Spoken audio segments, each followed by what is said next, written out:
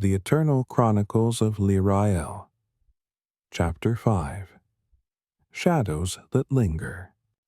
The city of Arendor woke slowly as dawn's golden light seeped into its streets. The shadow gate had sealed itself once more, and the void was gone, but its darkness lingered in Lirael's thoughts. She sat on the edge of a fountain in the marketplace, gazing at the shard in her hand.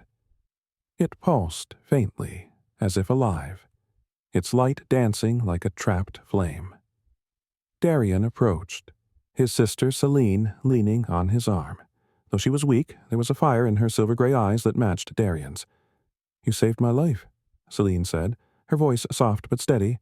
"For that, I owe you more than words can repay." Lirael waved it off awkwardly. "It wasn't just me. Darian and Kaelin did just as much, maybe more."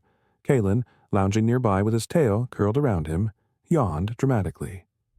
"True, but let's not diminish your role, Lirael.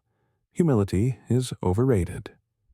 Darian's smirk vanished as he glanced at the shard in Lirael's hand. "That thing, it's a beacon, isn't it?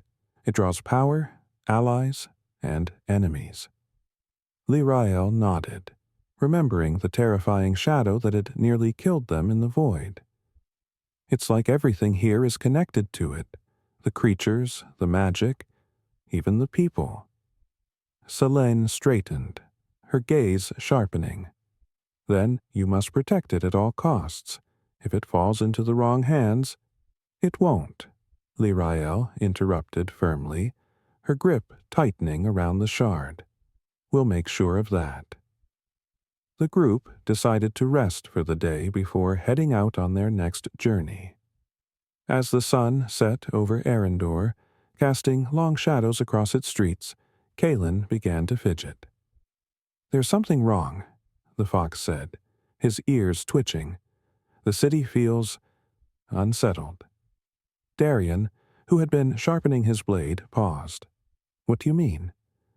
Kaelin sniffed the air, his amber eyes narrowing. "I'm not sure. It's like there's a shadow that doesn't belong, a presence lingering where it shouldn't be." Celine stepped forward, her hands glowing faintly with a pale light. "I can sense it too. Something is watching us." Lirael stood, her heart pounding. "You think it's connected to the void?" Kaelin's tail swished as he began to pace. "Possibly, or it could be something worse."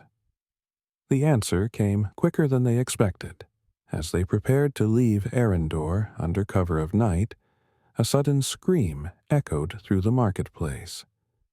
Lirael and the others rushed to the source, finding a merchant cowering behind his cart. It was a shadow," the man stammered, pointing to the alley ahead. "It moved like smoke, but it had eyes. Red eyes." Lirael exchanged a glance with Darian, who already had his bow ready. "Kaelin, take point," he said, his voice calm but commanding. The fox nodded, darting into the alley with silent grace. Lirael and the others followed cautiously, their steps muffled by the cobblestones. The alley was dark, the only light coming from faintly glowing lanterns. The air was heavy, and every sound seemed magnified. Suddenly, Kaelin stopped, his fur bristling. "There it is." At the far end of the alley, a figure emerged from the shadows. It was humanoid but wrong. Its form flickered and shifted, as though it were barely tethered to reality. Its eyes glowed crimson, and dark tendrils writhed around it like smoke. "What is that?" Lirael whispered. "A shade," Celine said, her voice grim. "A fragment of the void's power, left behind when it was sealed." The shade moved with unnatural speed, closing the distance in an instant. Darian loosed an arrow, but the creature dissolved into smoke, reforming behind him. It struck with a clawed hand, and Darian barely managed to block with his blade. Lirael raised her hands, the shard flaring with light. She sent a burst of energy at the shade, and it shrieked, recoiling as the light seared its form. Kalen lunged at it, his teeth snapping, but the creature dissolved again, slipping past him toward Celine. "Look out!" Lirael shouted, but Celine was ready. Her hands glowed brighter, and she cast a barrier of light that the shade slammed into with a hiss. "It's weak against light," Celine said, sweat beading on her brow. "We have to overwhelm it." Working together, the group coordinated their attacks. Darian's arrows pinned the shade in place, while Kalen darted in and out, forcing it to stay on the defensive. Lirael focused on channeling the shard's energy, each burst of light weakening the creature further. Celine supported them with barriers, keeping the shade from escaping.